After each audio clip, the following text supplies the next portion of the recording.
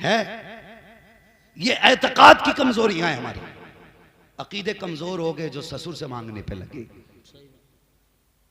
हाँ, गलत बात नहीं कह रहा हूं। जाओ जो तुम्हारे गांव का सबसे बड़ा ठेकेदार हो ना, सबसे बड़ा पैसे वाला हो, बेटे की शादी नहीं हुई है ना, तो जाके देखना उसने बेड कब खरीदा था, उसके घर में सोफे नए हैं कि नहीं है। हमने बड़े बड़े जमींदारों को देखा, वो इसलिए नहीं खरीदते बेड कि लल्ला को जहेज में मिलने वाला है। जब भी गाड़ी लागा सेकंड हैंड ही लागा कि लल्ला को नहीं मिलेगी। हाँ, अब तो बड़ी लंबी नीयतें हो रही हैं। बुलेट क्या, अब तो बुलेरो पे कहानी पहुंच गई है। बुलेट वो चलाएगा जिसके दोनों पैर होंगे, और बुलेरो में वो बैठेगा जो कतई बताज होगा। हालात देखिए कि मैं गलत नहीं कह रहा हूं। इल्ला माशाअल्लाह ज़हने देखे हमारी ज़हनियत। हमने इसलिए सोफे नहीं खरीदे कि बेटे को मिलने वाले हैं।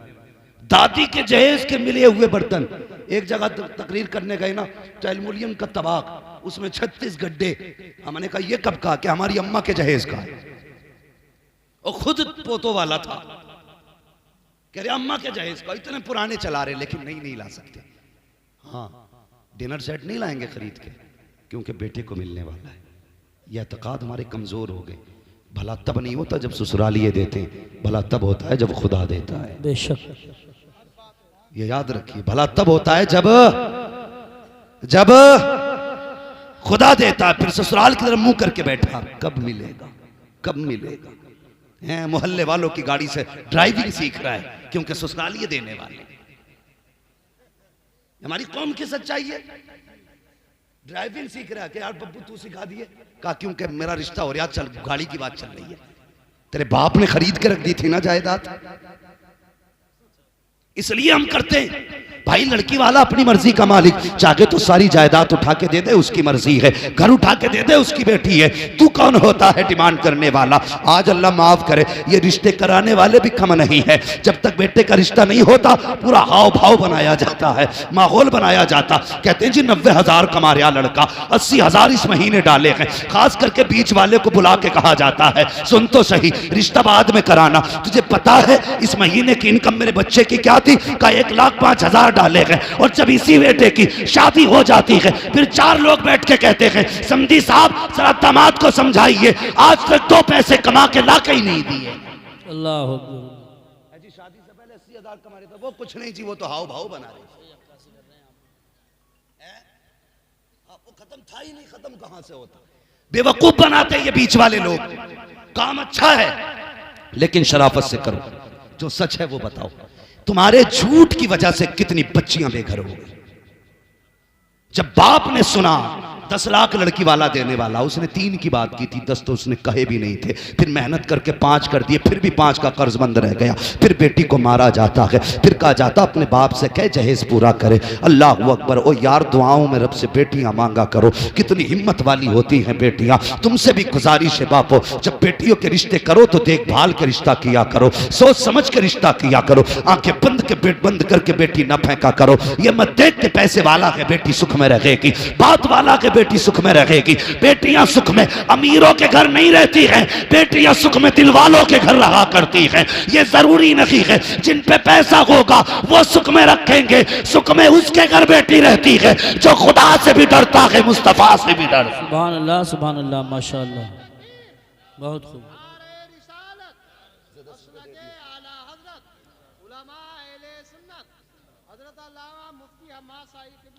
बस तवज्जो है ना। तो ये हालात हमारे हैं। हमने अमीर देख के दिया यार, दिल वाला देख के दे। बेटी बेटी होती है। जब तुमने रुखसत किया ना बेटी को, उसके बाद बेटी ससुराल जाती है। रुखसत हुई, लाल जोड़े में घर से गई, थके तो नहीं अभी सारे लोग तैयार हैं थोड़ी देर सुनने के लिए। जरा सारे कह दें या रसूल अल्लाह, अल्लाह सलामत रखे। बेटी रुखसत होकर ससुराल गई तो पता चला है तो पैसे वाला, लेकिन जुए का शौकीन है। अल्लाह, है तो पैसे वाला लेकिन शराब का रसिया है। बताओ सुख कहां से आएगा। बेटियां पिटती रही, रहती रही, पिटती रही, रहती रही। लेकिन बाप की दहलीज पे जब भी बेटी आई ना, उसने कभी बाप से ये नहीं कहा अब्बा तूने कैसे घर डाला, आंसू पोंछ लेती बाप के घर से पहले पहले। बाप पूछता बेटी क्या हाल है, मुस्कुरा के कहती है अब्बा तेरा शुक्र है, बड़ा अच्छा घर दिया है तूने।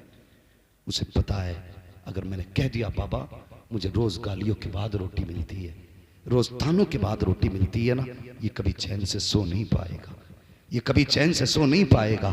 अल्लाह अकबर, वो जानती है चैन से सो भी कैसे सकता है। उसे पता है जब मैं जवान हुई थी और इसको फिक्र हुई थी मेरी शादी की, तो मैंने इसकी आंखों में आंसू देखे। ये कीमती जहेज ना ला करके मुनासिब दामों का जहेज लेकर के आया, लेकिन मेरा चेहरा उतरा हुआ देखता था, मैं मुस्कुरा देती थी। बाप था समझ जाता था बेटी का दिल छोटा हो रहा है, लेकिन मुस्कुरा के कहता था बेटी दुख ना करना, इतना दूंगा जिंदगी भर ऐश करेगी। ये पूरी जिंदगी लगाता रहा, इसने मेहनतें करके जहेज दिया, हजार हसरतों मेहनतों लगने के बाद मुझे इज्जत से इसने रुखसत किया था। अगर आज इसे पता चल गया कि जिस घर में इसने डाला है मेरे घर के उस घर के अंदर मेरा सुख जा चुका है, चैन खत्म हो चुका है, तो ये बाप चैन से सो नहीं पाएगा। इसलिए मेरी गुजारिश है ए बापो तुमसे भी कहना चाहता हूं, जब भी देखा करो कि रिश्ता करना है पैसे वाला ना देख, अगर देखना है खुदा वाला देखा करो, मुस्तफा वाला देखा करो। और तुम भी एमए पास ना देखो, बीए पास ना देखो, अगर बेटी ढूंढनी हो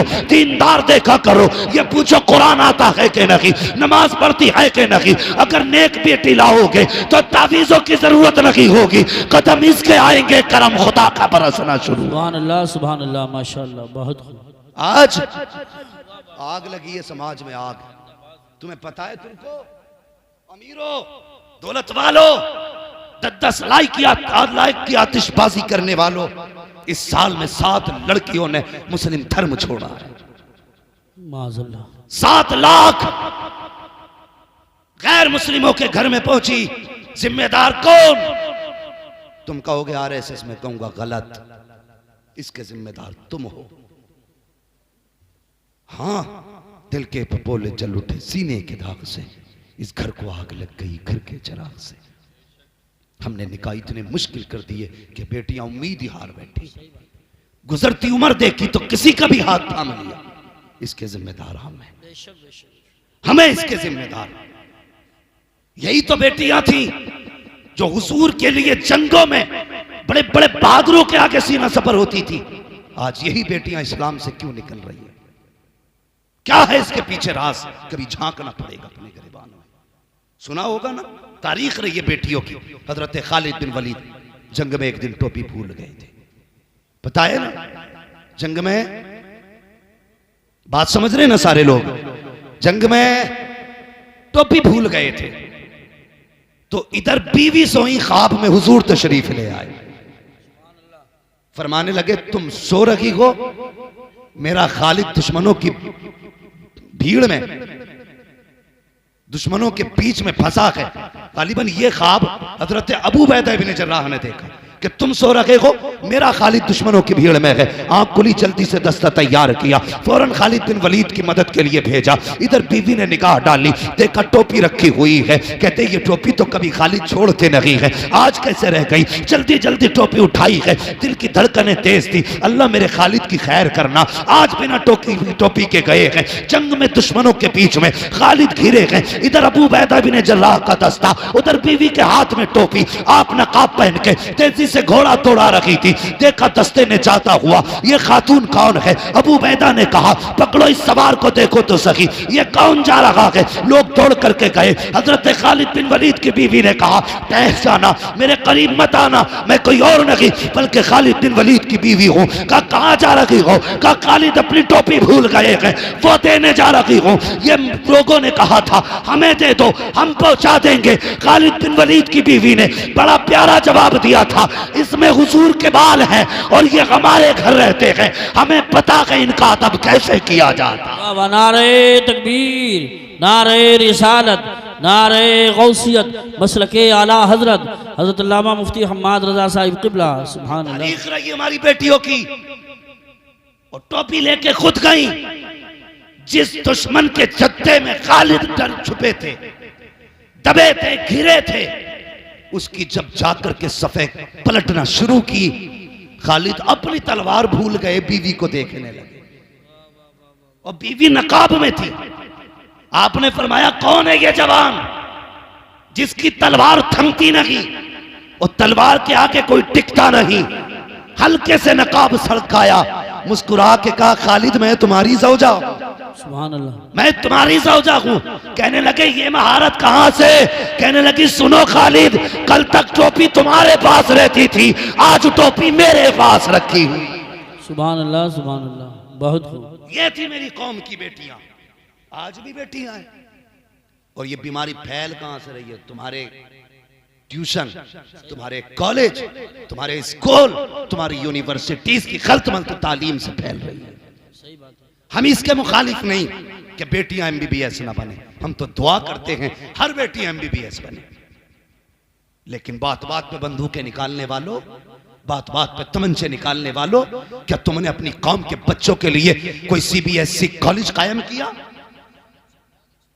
कोई इंग्लिश मीडियम स्कूल बनाया? क्या तालीमी मयार है तुम्हारा? कौम के लिए क्या किया? 11 लाख झगड़े में उठा के फख्र से कहते हो पैसा चला तो चला, गया तो गया, इज्जत बच गई? नहीं, इज्जत नहीं बची। कसम खुदा की आज इज्जत गई है, सिर्फ तेरी गई है, कल तेरे घर की चली जाएगी। इस पैसे को सही जगह लगाओ, बच्चों को तालीम दिलाओ, स्कूल कॉलेज कायम करो और दुनिया को बता दो मोहम्मद के गुलाम किसी के मोहताज नहीं होते हैं, जो चाहते हैं अपने दम पे करके दिखाया करते हैं। सुभान अल्लाह, सुभान अल्लाह, माशाअल्लाह। अपने कॉलेज बनाओ, अपने स्कूल बनाओ, बेटियों को पढ़ाने के लिए बेटी रखो। हाँ, अगर कोई कह देता ना तुम्हारी बेटी फला के साथ थी, कहता चुप कर, मेरी बेटी पे दाग लगा रहा है, मेरी बेटी की तो तस्वीर नहीं छूटती हाथ से, किसी से कह भी नहीं सकते फला जगह देखा है। वो खुद ही मुजरिम बन जाता कहने वाला। जब भाग जाती है कहता कर यूसुफ साहब कोई तावीज दे दो, रात रात में आ जाए। फिर रात रात में लौटा के ला रहा है। मौलाना अबरार साहब कोई तस्बीह बता दो कि बेटी आंख खोले तो सुबह खाट पे बैठी हो। तेरे 22 साल की गलतियों पे एक तावीज पर्दा डालेगा? तेरी 22 साल की गलतियों पे तस्बीह पर्दे डाल लेगी? जो बोया है वो काटना पड़ेगा। इसलिए हम कहते हैं MBBS बेटियों को बनाओ, लेकिन ऐसे स्कूलों में पढ़ाओ जहां पढ़ने वाले भी बच्ची हो, पढ़ाने वाली भी लड़कियां हो। ऐसी जगह ट्यूशन पढ़ाओ जहां पढ़ने वाली भी लड़की हो, पढ़ाने वाली भी लड़की हो। लेने के लिए तुम्हें जाना पड़ेगा, एक एक मिनट का हिसाब रखना पड़ेगा। ये नहीं कि घर से चली गई तो स्कूल में है, जाके देख कहां गुल खिला रखी है। कितनी बेटियों ने बाप के मुंह काले कर दिए। अल्लाह की कसम बेटियों से कहना चाहूंगा, अगर सर से दुपट्टा सरकने लगे तो याद रखना तेरे गले में तो फंदा था फांसी का, हुजूर ने फंदा निकाल के दुपट्टा पहनाया। वाह वाह वाह, सुभान अल्लाह, सुभान अल्लाह, बहुत खूब, बहुत। हुजूर ने फंदा निकाल के दुपट्टा पहनाया। आज ये दुपट्टा उतरने लगे तो याद रखना तुझे तो जीने का ही हक नहीं था। हुजूर आए तो तुझे जिंदगी मिली है, हुजूर आए तो जिंदगी मिली है। उन नौजवानों तुमसे भी गुजारिश है, कई सारी बातें एक हंगामे मैशर हो तो भूलूं उसको, सैकड़ों बातों का रह रह के ख्याल आता है। मेरे हिसाब से वक्त पूरा हो चुका है, लेकिन बात एक और कह जाऊं।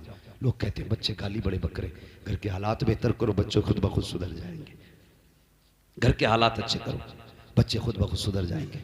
और निकाह के बाद की जिंदगी जो है ना, ये बड़ी प्यारी जिंदगी है, अगर शर्त है इसे सुकून से गुजारा जाए, सुकून से गुजारा जाए। एक नई जिंदगी का आगाज होने वाला है।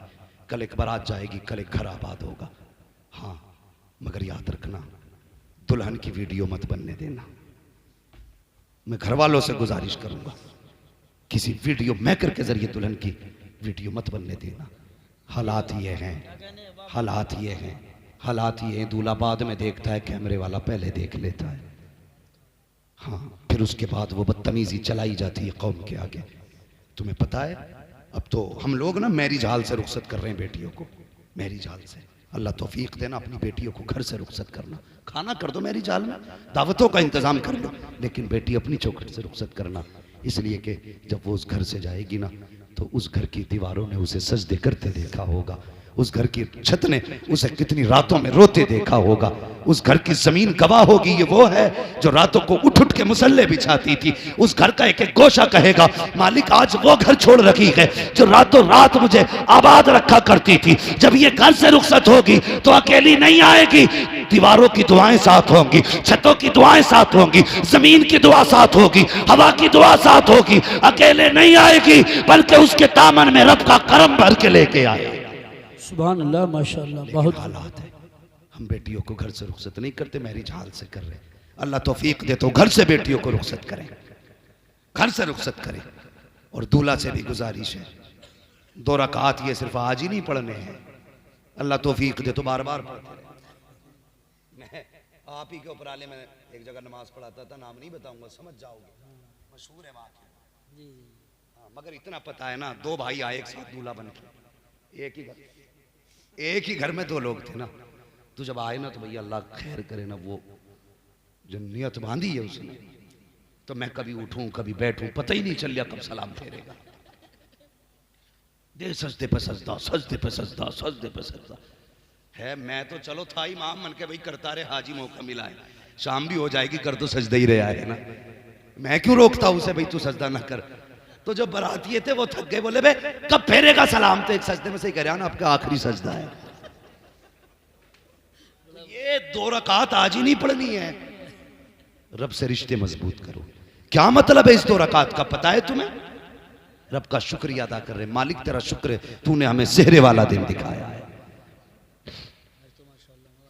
हाँ, तूने हमें सेहरे वाला दिन दिखाया है, तूने खुशियां दी हैं। जिस दिन का माँ को इंतजार था वो दिन आ गया, जिस दिन का बाप को इंतजार था वो दिन आ गया, जिस दिन का खानदान को इंतजार था आज वो दिन आ गया। कर यार सजदा, और ये सजदा भूल ना जाना। कल जब बीवी आ जाए घर में, अगर तंगदस्ती दिखाई दे, उसका दुपट्टा बिछा, कहना यार अब तेरे महबूब की उम्मत की बेटी लेकर के आया हूँ, इसके नसीब से रोजी दे दे। मेरा ईमान कहता है हाथ नीचे बाद में आएंगे, रिस्क पहले दे दिया जाए।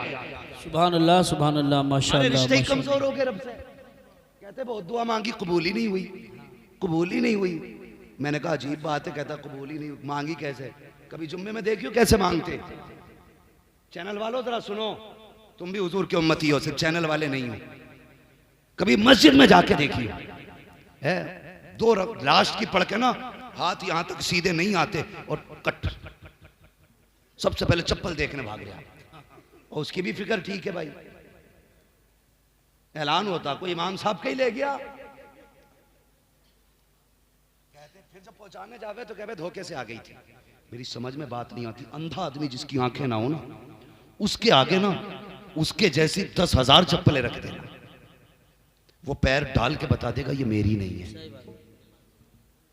पैर बता देता जूती किसकी है। तू घर गया, एक तो 3 दिन बाद लौटाने आया और पूछा भाई अब तक कहां था? कहने लगा मैं रिश्तेदारी में पहन गया। बोले पता चला वापसी में ऐलान हो रहा था हजरत तुम्हारी जूतियां थी। तो मैंने कहा खाला के घर घूमी आया, पता ही नहीं चला। तो ये हमारी नमाजें हैं, ये हमारे रब से रिश्ते हैं। मस्जिद जाएंगे तो चप्पल चुरा लाएंगे, दुआ करेंगे तो यूं मारेंगे, मस्जिद में जाएंगे तो सब झाड़ के देखेंगे, बड़ी धूल है यहाँ पे। अल्लाह कहता मैं इस गर्द के साथ तो नमाज पढ़ लूंगा, सुन लूंगा, कबूल करूंगा तेरी, इस गर्द के साथ तेरी इबादत कबूल तो कर लूंगा, लेकिन तेरे दिल में जो गर्द है ना, मैं इसके साथ तेरी इबादत कबूल नहीं करूंगा। वो कौन सी गर्द है बताऊं? वो गर्द क्या है? जुम्मे का दिन आता, बेटे से कहता जा देख का चचा कौन सी मस्जिद में गया। कहा क्योंकि जिसमें वो जाएगा उसमें मैं नहीं जाऊंगा। ये हालात है हमारे, ये हमारी कौम है, मरेगी ना तो क्या होगा? कोई नहीं बचाने वाला। अगर समझते हो खालिद बिन वलीद आएंगे तो मैं कहता हूं नहीं आएंगे, और अगर तुम सुधर गए तो खुद मुस्तफा मदीने से आ जाएंगे। सुभान अल्लाह। लेकिन शर्तें खुद बदलो। कह रहा अगर भाई जाएगा तो नहीं जाऊंगा। एक तो फोन करके कह रहा मुझसे बकरीद पे कि हजरत एक मसला पूछना। मैंने कहा कोई अहम होगा? कह रहा कि जिस हिस्से में मैंने हिस्सा कराना, जिस जानवर में, उसमें मेरे भाई साहब का भी हिस्सा, लेकिन मेरी उनसे नाराजगी है, कुर्बानी हो जाएगी ना? डॉक्टर इकबाल ने कहा था यूं तो सैयद भी हो, मिर्जा भी हो, अफगान भी हो, तुम सभी कुछ हो बताओ कि मुसलमान भी हो। मुसलमान भी हो, क्या बात है? पहले अपने आप को देखो ना, हम कर क्या रहे हैं? कहता उस मस्जिद में नहीं जाऊंगा जिसमें भाई है, अलग जाऊंगा। भाई ने इतना बिगाड़ा तेरा, और खुदा के वास्ते एक जगह खड़े हो जाओ। मस्जिदों को लेकर के झगड़ों की जड़ ना बनाओ। एक मदरसे को लेकर अभी गोली चली है, 3 लोग मारे गए। एक मस्जिद में पंखे को लेकर गोली चली, उसमें भी एक बंदा मरा। हमें शर्म आनी चाहिए। यहाँ पार्टी बंदी करने आते हैं या अल्लाह की इबादत करने के लिए आते हैं? हाँ हाँ, जिनकी जेब में पावर होती है, जब वो आते तो यूं चप्पल बजाते आते हैं, पता चल जाए ठेकेदार आ रहे हैं, जमींदार आ रहे हैं, गरीब सिमटने लगता है। जाइए साहब अगली सब में जगा के, जब ये अंदर जाके बैठता है यूं कालर करता है। जब तू मस्जिद में जूते बजा के आया, अल्लाह तब भी देख रहा था जब तूने कॉलर खड़ा किया, अल्लाह तब भी देख रहा था जब तूने मुर्गे की तरह ठोंगे मारी, खुदा तब भी देख रहा था जब 2 रकात पढ़ के तू पलटा, खुदा तब भी देख रहा था जब घड़ी देख करके तूने इमाम को घूरा, खुदा तब भी देख रहा था जब तूने जल्दी को कहा, खुदा तब भी देख रहा था जब तू मस्जिद से पलटा। खुदा ने कहा फरिश्तों इससे जरा पूछो तो सही, ये नमाज पढ़ने आया था या मुझे डराने के लिए आया था, अपनी पावर दिखाने आया था? इससे कहो अगर ये बचना चाहता है तो घमंड खत्म करे, तकब्बुर खत्म करे और यहाँ के नीचे बैठे। खुदा की कसम ये झगड़े की जगह नहीं, ये वो है जिसके बारे में कहते हैं एक ही सब में खड़े हो गए, मैं मुंह तो आयाज, ना कोई बंदा रहा ना कोई बंदा रहा। नारे तकबीर, नारे रिसालत, नारे गौसियत, मसलके आला हजरत फैज़ान ख्वाजा गरीब नवाज, फैज़ान इबादी हज़रत अल्लामा मुफ्ती हम्माद रज़ा साहिब क़िबला। सुभान। अब झगड़े खत्म करो, ये फाइनल है, मशवरा नहीं है, ये बचने की तजवीज़ है। जैसे कैंसर के लिए हर सिगरेट पीने वाले की डिब्बी पे लिखा होता है ये सेहत के लिए हानिकारक है, मसाले के पैकेट पे लिखा होता हानिकारक है। अब ये मौलवी का मशवरा नहीं है, ये आगाही है और तुम्हें खबरदार किया जा रहा है। अगर इन झगड़ों से ना निकले ना तो आने वाले 10 सालों में भारत में तुम्हारा नाम तक नहीं रहेगा। हाँ, अगर तुमसे कोई मौलवी कह के गया ना गरीब नवाज बचाएंगे, तो गरीब नवाज उसी को बचाएंगे कम से कम जो हाथ पैर मारे तो। हाँ, और उन्हीं के बनाई हुई कौम में जो दीवारें खड़ी करे उसकी तकलीफ गरीब नवाज को नहीं है। जब तुम किसी कमजोर पे लठ लेके चलोगे गरीब नवाज को खबर नहीं होगी। अपनी पावर यतीमों पे दिखाओगे गरीब नवाज को खबर नहीं होगी। वो कहेंगे जब हमने 90 लाख को पहले कलमा पढ़ा लिया तुम खाली करो, हम फिर से 90 लाख बना लें। सुभान अल्लाह। वो फिर से 90 लाख बना लेंगे। है आया यूरिशो तातार के अफसाने से, पासबा मिल गए काबे को सनम खाने से। अगर तुम नहीं बदले तो तुम्हें खत्म करके तुमसे बेहतर लोग लाए जाएंगे, ये याद रखना। ये गलत नहीं कह रहा हूं, सच कह रहा हूं। नौजवानों, अपना पैसा याची बदमाशी पे ना उड़ाओ, जब भी लगाना है जायज जगह लगाओ। पैसा बहुत मेहनत का होता है, बहुत मेहनत का होता है। और खुदा के वास्ते ये शौक वो कम करो, अब काम में ज्यादा वक्त दिया करो। अब ये गाड़ी 100 फीट पहाड़ से नीचे गिरी, 5 लड़के उसमें खत्म हुए।